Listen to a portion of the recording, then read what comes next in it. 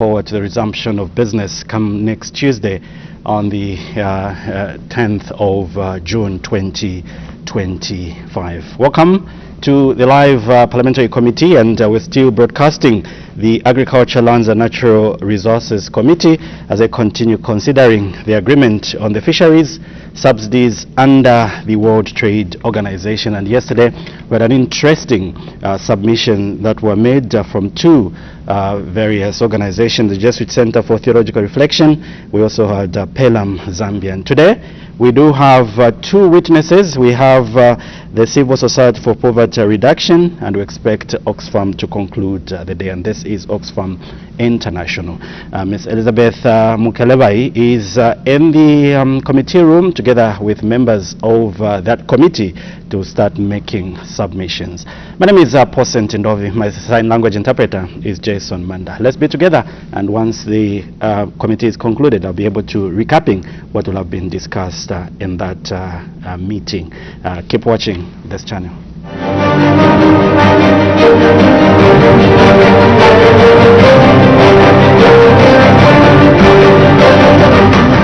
At the moment, witness, you are welcome. In the first place, I would like to confer you with Cap 12 of the laws of Zambia, which protects members of parliament, that whatever you are going to say, you should feel free and submit adequately by not misleading this house. And if you do, the same Cap 12 will apply to the contrary. Thank you. You can proceed to submit what you brought for us. Thank you. Thank you, Honorable Chair. It is always a great honor for CSPR to appear before your committee and to share insights on areas of need that the committee may have. We will make submission this morning in relation to the Marrakesh Agreement on Fisheries Subsidies adopted by the World Trade Organization in June 2022 during the 12th Ministerial Conference, which is aiming to promote sustainable fisheries by prohibiting subsidies that contribute to overfishing, illegal, unreported and unregulated fishing, and fishing on the unregulated high seas. This submission is based on the request that we received by your committee to prepare a memorandum that has been done as per your request and will cover the following aspects: some highlights around the key provisions of the agreement, implications for Zambia as we see them, considerations for ratifications by your committee, and a few recommendations that we have made as you consider this particular agreement. I'll quickly just touch on some aspects of the agreement itself and what we see. Within this agreement, there are about 4 key areas that we have noted that are important perhaps for the committee to look at. The first one is around the prohibition of harmful subsidies. The agreement as it sits now bans subsidies for illegal, unreported and unregulated fishing, fishing over fish stocks and activities on the unregulated high seas. It also requires members to exercise caution when granting subsidies to vessels not flying their flag or fishing unassessed stocks. This measure seeks to eliminate activities that do not support sustainable fishing practices. Now, even as we consider this particular one on subsidies and how it's framed in this agreement, there are a few things that could be relevant to our context, considering the growing threats to fish biodiversity in Zambia, considering also that our natural fisheries have been under extreme threat from unsustainable fishing methods. There are certain provisions in here that could be domesticated and ratified to help us rebuild freshwater biodiversity. So when you look at the agreement, of course, emphasis could be around areas of fishing beyond freshwater bodies, but I think there's a lot of contextual relevance of the agreement to the discourse of freshwater biodiversity in Zambia. The second one is on special and differential treatment. What we find is that the agreement recognizes the challenges faced by developing and least developed countries. As such, the agreement makes provisions for technical assistance and capacity building to support their implementation efforts. These provisions for technical assistance aim to empower developing and least developed nations to manage their fisheries sustainably. This is important given the strategic significance of water biodiversity and its importance to national economies. Let me also stress that in the context of Zambia, again, fish biodiversity or freshwater biodiversity is crucially important for poverty reduction efforts. Therefore, its management, getting opportunities for capacity building for our public institutions, and also community structures that are responsible for looking into the preservation of some of these resources remain essential. Again, part of the reason why this particular aspect within the agreement is important is also the simple fact that Zambia accounts for quite a large amount of fresh water within the Southern Africa region. And it's important that we take some lessons from this agreement in trying to look at best practices for building our capacity. There are particular articles in here that are very relevant to least developed countries, which we have provided for the committee to look into. And it's important then that as you consider ratification related aspects, you would look at these provisions that are speaking to special and differential treatment. The third area is the WTO fisheries funding mechanism. And here we are saying to assist developing and least developed countries in implementing the agreement, the WTO has established a fisheries funding mechanism. This mechanism has been operational since November 2022 and provides targeted technical assistance and capacity building, including support for aligning subsidy measures with WTO rules, assistance in legislative and regulatory amendments, and help with preparing and submitting the WTO notifications. Zambia's support for the WTO fisheries funding mechanism remains crucial, as it provides targeted technical assistance and capacity building to help the country implement the disciplines under the WTO agreement on fisheries subsidies. We believe that this support will enable Zambia to align its fisheries subsidies with international standards, ensuring sustainable management of its fisheries resources and enhancing the livelihoods of communities that depend on fishing, as we indicated earlier. The fund is also designed to assist developing and least developed countries like Zambia in complying with the new disciplines which aim to curb harmful subsidies and promote sustainable fisheries management. By participating in this initiative, we believe that Zambia can access the necessary resources and expertise to strengthen the fisheries sector. And again, like we indicated, part of the reason why CSPR is advancing that there could be some benefits in here, provided some key concerns are addressed, is the fact that, as we indicated earlier, there's growing concern around fish biodiversity depletion. If you look in regions like Luangwa, you will notice that even the local community there will argue and say freshwater biodiversity is coming now from Mozambique. If you look into the Kafue floods, you observe the same trend, that the depletion of that is as a result of measures that we are able to curb, which are also ably provided for in this agreement. I think on the aspect of subsidies, it will be important for the committee also to look into considerations that may come from the Ministry of Livestock, Ministry also of Green Economy, and other actors, to really delve into the aspect of subsidies around fisheries, so that the most appropriate forms of subsidies perhaps can be considered. In terms of transparency and monitoring, these are included within the agreement to ensure effective monitoring and implementation of this agreement.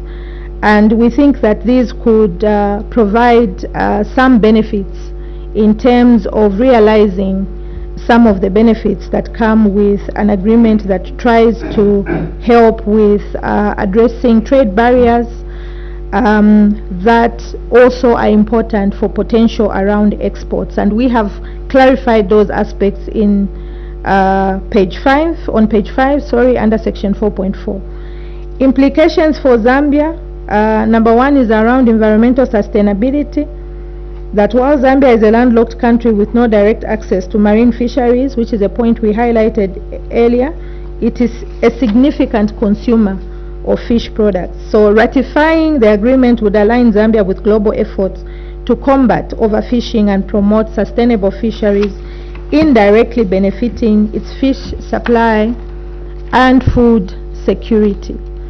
And I think we do think also that Zambia could use the agreement's principles to drive national improvements in fisheries regulation.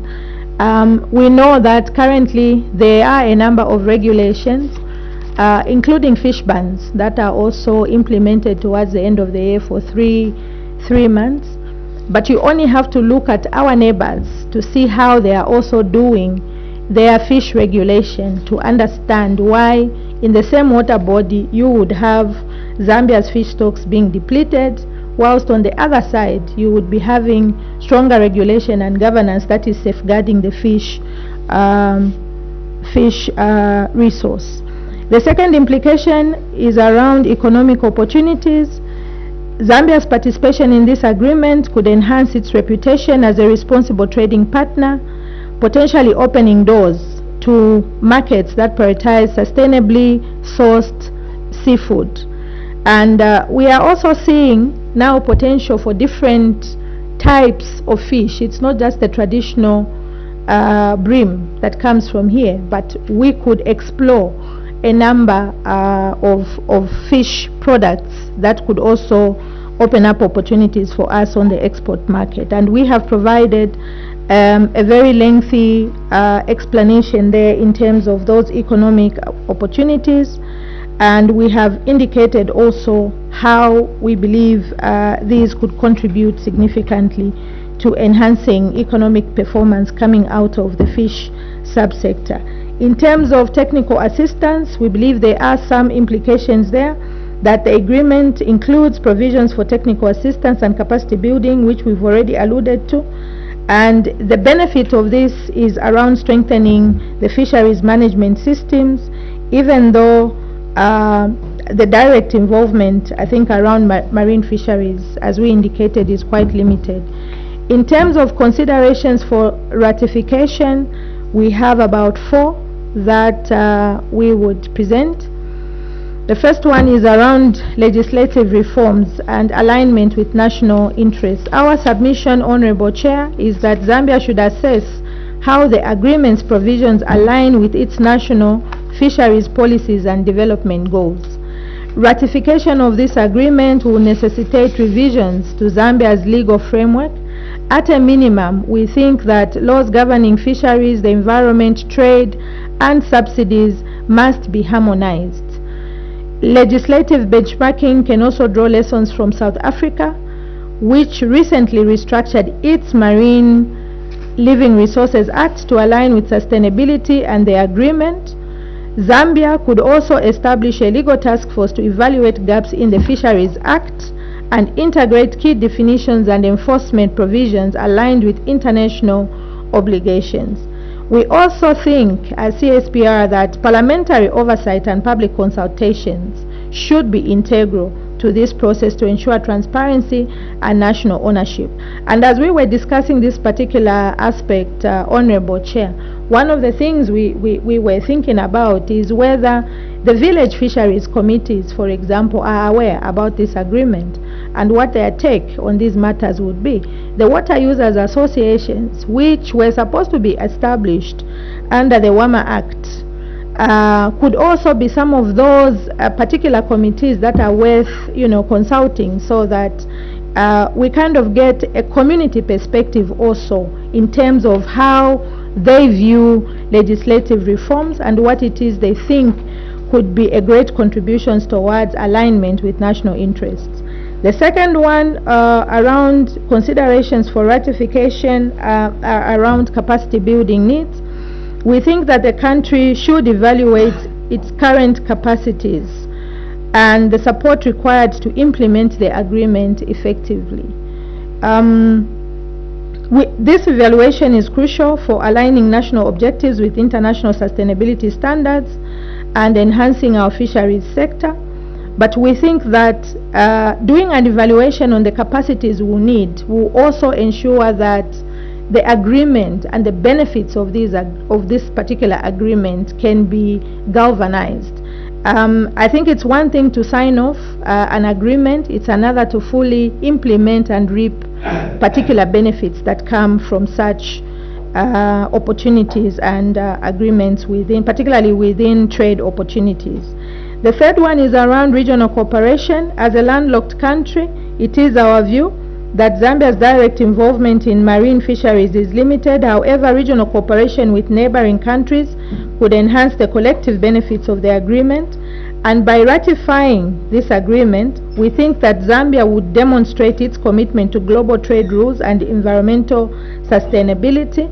This positioning could enhance the country's reputation in international trade forums and improve its standing when negotiating future trade-related agreements, including those under the African Continental Free Trade Area.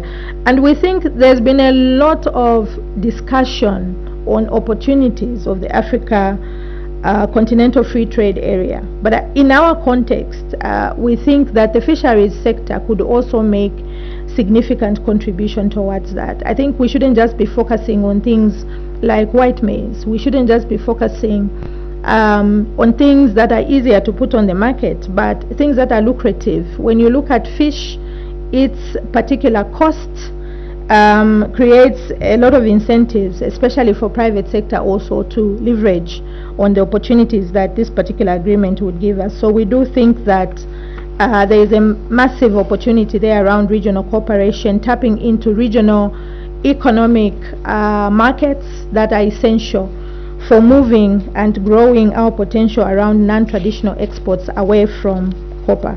In terms of social considerations, the transition away from potentially harmful subsidies should be managed carefully to avoid social dislocation.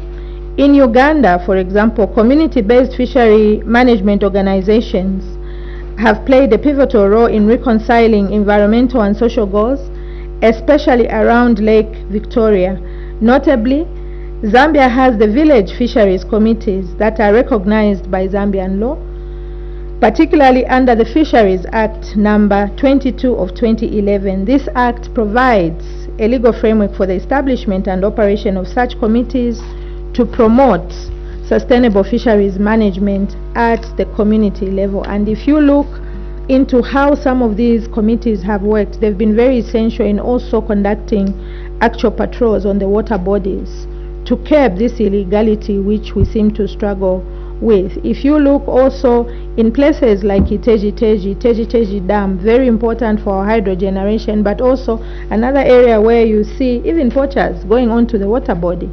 So it's very important that when the harmonization process of laws is done, we try and leverage the opportunity to rebuild, I think, a stronger legal framework that can curb all forms of illegality, not just in the context of fisheries, especially if we are targeting illegality on the water bodies, because there are many other activities that are happening there.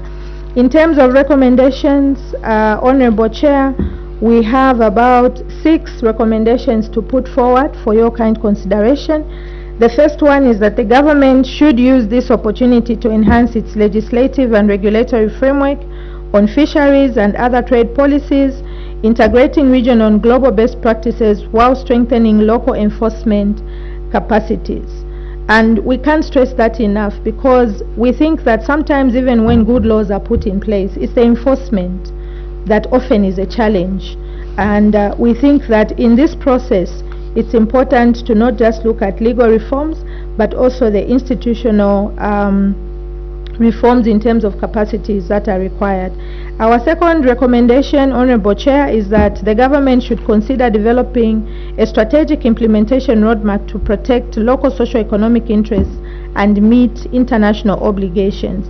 The third is that government should maximize the 2-year transition period by undertaking a comprehensive audit of existing fisheries subsidies with emphasis on identifying those that may be harmful and non-compliant under the agreement. And I think this is what we tried to submit earlier, that the transition window gives us 2 years to try and understand existing subsidies at the moment, isolating those that could be extremely harmful, and also rebuilding what then would be most useful in our context to contextualize the opportunity that comes under this agreement. The government should also mobilize technical assistance and capacity building support from multilateral partners such as the WTO Secretariat, the Food and Agriculture Organization that does quite a lot of work around this aspect, and UNDP to help with monitoring, enforcement and reporting mechanism. Our fifth recommendation, Honorable Chair, is that policymakers must engage stakeholders, especially local officials, women, youth groups, to ensure that reforms are inclusive and do not disproportionately disadvantage vulnerable committees. The last one is that using this agreement, Zambia should tap into existing regional economic opportunities for promoting sustainable fisheries with relevant economic bodies, including SADC, COMESA, amongst others. In conclusion, whilst the Marrakesh Agreement on Fisheries Subsidies marks a pivotal advancement in international efforts to combat overfishing and promote sustainable fisheries management, Zambia's direct involvement in marine fisheries is limited. Ratifying this agreement could align its broader environmental and economic objectives, provided that the necessary support and capacity building are in place, as we have already put forward. Further, ratifying the Marrakesh Agreement offers Zambia a chance to strengthen its legal and institutional frameworks, fostering international cooperation and signal its commitment to sustainable development. With a strategic and inclusive approach, CSPR believes that Zambia can ensure that the benefits of this agreement extend beyond compliance to support the national development goals and agendas espoused in our 8th National Development Plan and our Vision 2030, and that it could also help to protect local livelihoods and preserve aquatic ecosystems for future generations. Chair, we submit. Thank you very much, CSPR. We really appreciate your submission. It was straight to the point and well elaborate. Honorable members, if we can get points of clarification. Is there any member of parliament who needs to get a point of clarification?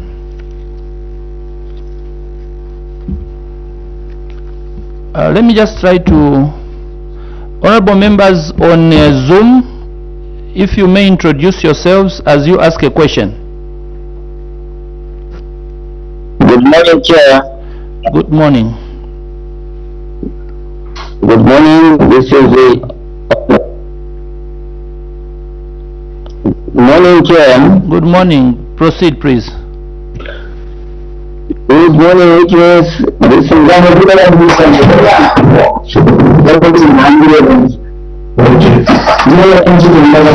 morning, Chair. Good morning. Good morning. My name is Tyson Sinzingiri. I introduce myself. Yes, proceed, please.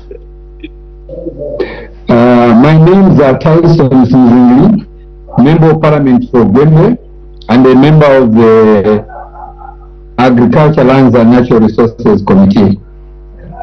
Thank you. Were you following the submission? If you can ask a question, if any. Unfortunately, I think they gave me the details a bit late, so I was trying to struggle to follow. Okay, yeah. Stay on in the conversation. Yeah. Good morning, Chair. Good morning, Honorable Mtachalo.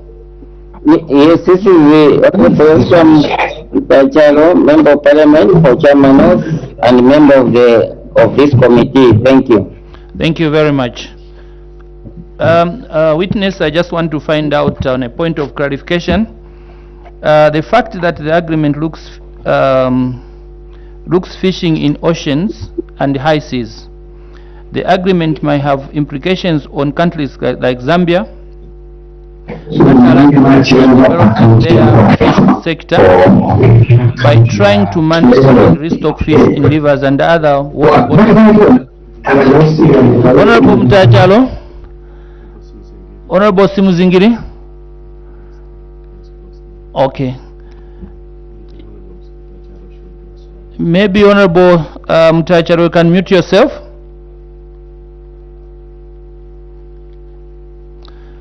Okay, if I can ask the question again. Yeah, the fact that the agreement looks fishing in oceans and high seas, the agreement may have implications on countries like Zambia that are landlocked and developing their fish sector by trying to manage and restock fish in rivers and other water bodies, as well developing the aquaculture industry. The agreement may restrict some subsidies that we may need as a country, and these may have an impact on economic goals as well as livestock disruption. What is your comment on that?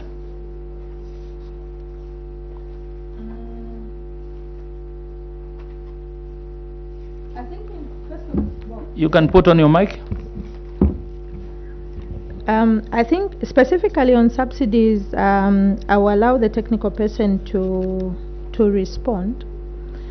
But our general feel is that when we look at provisions that are captured in this agreement, they seem to indicate that they are useful subsidies in advancing and expanding the potential for the fisheries subsector. And this is one of the reasons why we were saying it would be important for us to use the 2-year transition period to do a further assessment. And why is that important? It's because when you look at subsidies, not all subsidies are harmful in an economy, because some of those subsidies are actually incentives to grow and expand a subsector. Yeah. So our position on that one, Honorable Chair, top line is that the recommendation we've made, I think it's recommendation number 4 or 3. Let me go back to it, where we are talking about the 2-year transition window, is to do just that. It is to allow the committee to come back to a point of very well-assessed knowledge on the existing subsidies and also the subsidies that then could be recommended.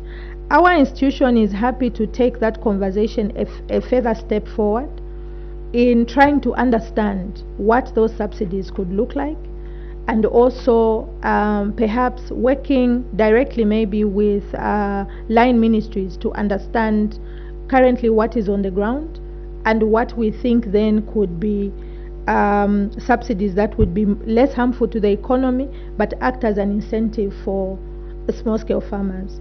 We do know that on the export side of things, small-scale fishermen are unlikely to meet many standards around food exports for fish, refrigeration. It's many things. It's incentives perhaps, or subsidies that could go towards building their capacity for storage, building also their capacity around entering the export market. It's the issue of volumes also, that if this is aligned to small scale producers, the question is, how do they meet the volumes for the export markets? How do they also tap and align with regulations such as the Codex standards on food quality, so that the fish from Zambia can enter other markets and pass the food safety standards that have been put there? So it's many things there, Honorable Chair, but I will allow the technical person, just in case there's an aspect I've missed out on, a particular subsidy worth noting. Thank you so much, Ed. Honorable Chair, just another contribution on the points alluded to.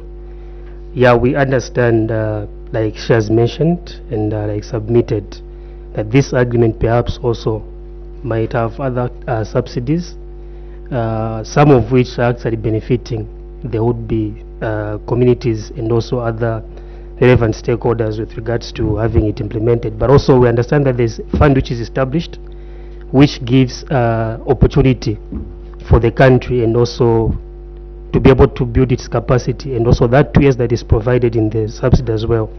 There is the period for technical consultations and also stakeholder engagements, and also establishing how they can actually address the aspect of actually adopting this agreement.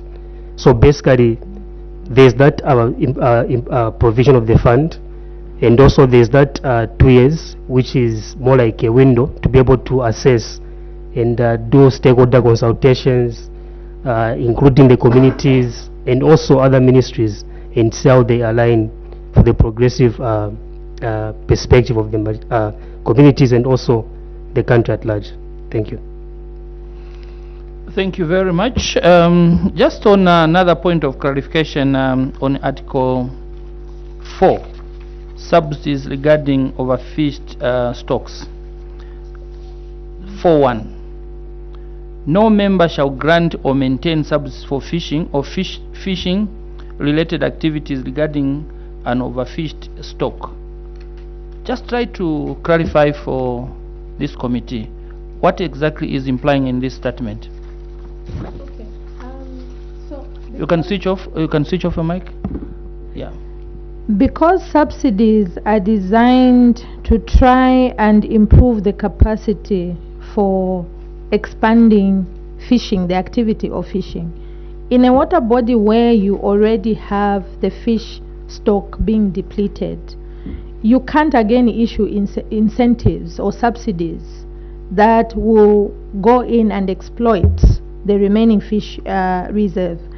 You may note that one of the challenges we have in Zambia is that there's been overfishing everywhere, even in portions of water bodies where breeding is supposed to be done. You know that for particular types of fish, there are designated areas within the water body where only breeding should be happening. Secondly, if you look at certain water bodies like in Pulungu, there are very, very indigenous species of fish only to Zambia, like the buka fish, the sardines, the carpenters, you know, siavonga and everywhere else. So those ones, it is important that even when now we consider this assessment and all these assessments around subsidies, we consider the indigenous type of fish, and also look at what point within the water body do you have areas that are designated just for breeding. Because if you allow incentives where fishing can be done in very sensitive areas where breeding is happening, or in places where fish restock has been depleted, then chances of us rebuilding our natural fisheries become very slim. And we have seen at national level that at one point the government tried to expand aquaculture, you know, doing fish ponds, doing different things as a way to try and support fish production away from natural fisheries. But even the implementation of that has been difficult.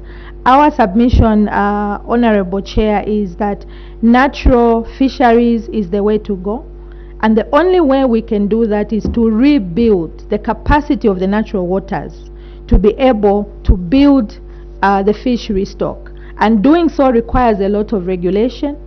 It requires a lot of enforcement of the law, and this is why we gave very specific examples. If you went to Luangwa today, you will find at the harbor there that the fish is actually coming out of Mozambique, because all the fish there is said to have been depleted. What's the solution there? The solution is, one, beyond regulation, to start rebuilding the fisheries rebreeding points. Because if we are able to do that, it means that within a period of time we can be able to see life again in terms of the fish biodiversity. So that is, I think, our understanding of that particular article. Thank you. Is there any other point of clarification, honorable members? If there isn't CSPR, we really appreciate your submission and thank you most sincerely for coming and your support. Let's hope it will continue as it were. Now we remove the cap 12 we had given you. Thank you very much. Thank you, Chair. It's been an honor being here. Thank you very much.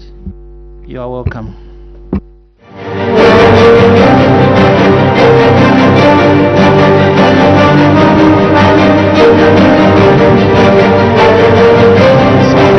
Being with us on Parliament Television today, the 4th day in the month of June 2025. You've just been watching the Committee on Agriculture, Lands and Natural Resources, as well as receiving submissions from Civil Society for Poverty Reduction, CSPR, and it was Ms.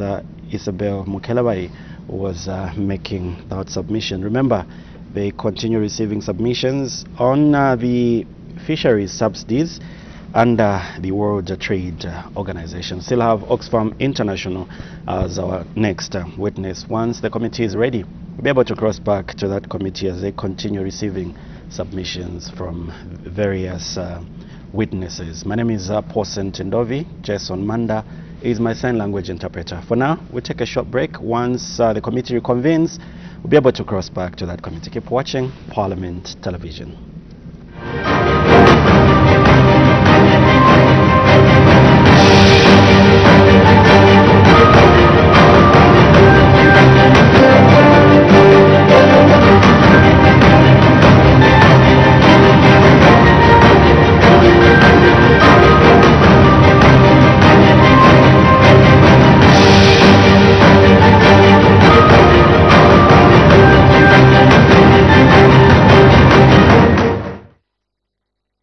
The fourth session of the 13th National Assembly, which adjourned Senedier on Friday 28 March 2025, resumed sitting on Tuesday 10th June 2025 at 14:30 hours. Catch us live on DSTV channel 272, GoTV channel 28, Topsa channel 5, and on Parliament Radio. You can also follow the live proceedings on the National Assembly of Zambia, Facebook and YouTube pages. Parliament TV, bringing Parliament closer.